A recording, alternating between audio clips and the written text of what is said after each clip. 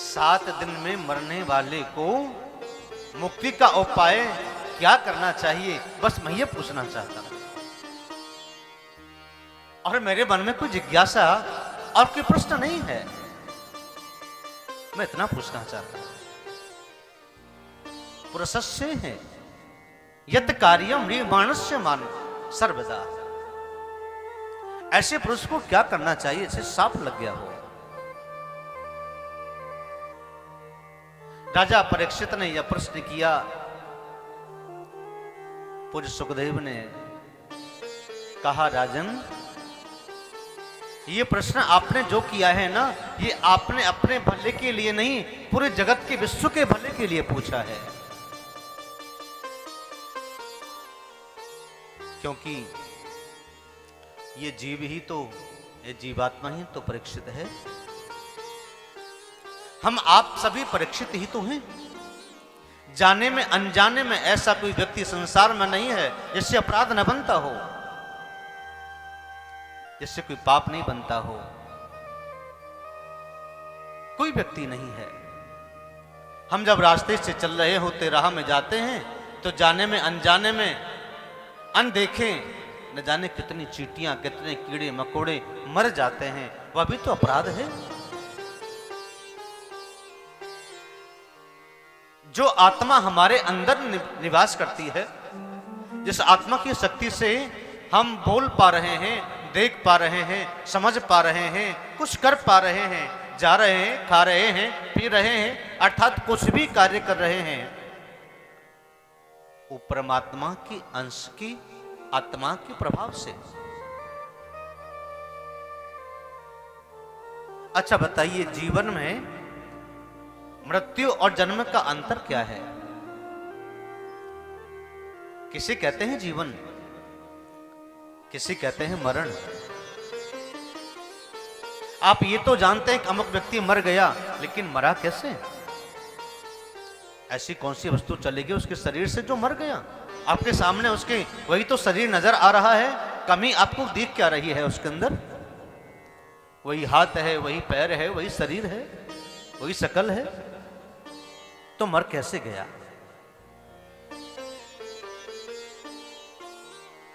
ईश्वर वंश जीव अविनाशी, चेतन अमल सहज सुखरासी, चेतन अमल सहज सुखरासी। हमारे शरीर से जो चैतन्यता है, जो चेतना है, जो जलता हुआ दीप है, जो प्रकाश है, वो निकल गया तो कहते हैं ये व्यक्ति अब मर गया। वो परमात्मा का अंश ही है आत्मा। जिस आत्मा से आपको सूझबूझ है, जिस आत्मा के प्रभाव से आपकी नाड़ियां चल रही हैं, आपकी नाड़ियों में, धमनियों में रक्त प्रवाह हो रहा है, आपको भूख लग रही है, आपको प्यास लग रही है, आपको कोई कांटा चुभाए तो आपको कष्ट होता है, आपको दर्द हो रहा है। कब तक? जब तक वो आत्मा शरीर में विद्यमान है, तब तक आपको सुख भी हो रहा है, दुख भी महसूस हो रहा है। आत्मा वो निकल जाती है तो वो शरीर डेड हो जाता है, उसे ही कहते हैं मृत्यु हो गई। अच्छा, आत्मा किसी ने निकलते देखी आज तक? बोलो, नहीं देखी। वो सूक्ष्म से सूक्ष्म लेकर के कितने हजारों हजारों हजारों अणुओं के बराबर छोटी सी आत्मा परमात्मा का स्वरूप होती है। केवल उसकी शक्ति से ही सब कुछ आप कर पा रहे हैं, यहां बैठे हैं, समझ रहे हैं, श्रवण कर रहे हैं, काम कर रहे हैं, जा रहे हैं, आ रहे हैं। वो निकल जाए तो कुछ पता नहीं। चाहे उस शरीर को उसके बाद चाहे तो जला दो, चाहे काट दो, चाहे बहा दो, चाहे दबा दो, कुछ भी करो, आपको कुछ भी महसूस नहीं होगा। जब आत्मा शरीर के अंदर है तभी आपको जरा सा कांटा भी चुभ जाएगा, जरा सा कुछ भी चुभ जाए तो आपको बड़ा कष्ट होता है। तुरंत पता होता है कि मुझे कुछ चुभ गया, कुछ लग गया।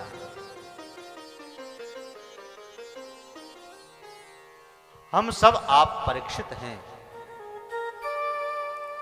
और 7 ही दिनों में साप लगा है राजा परीक्षित को मरने का।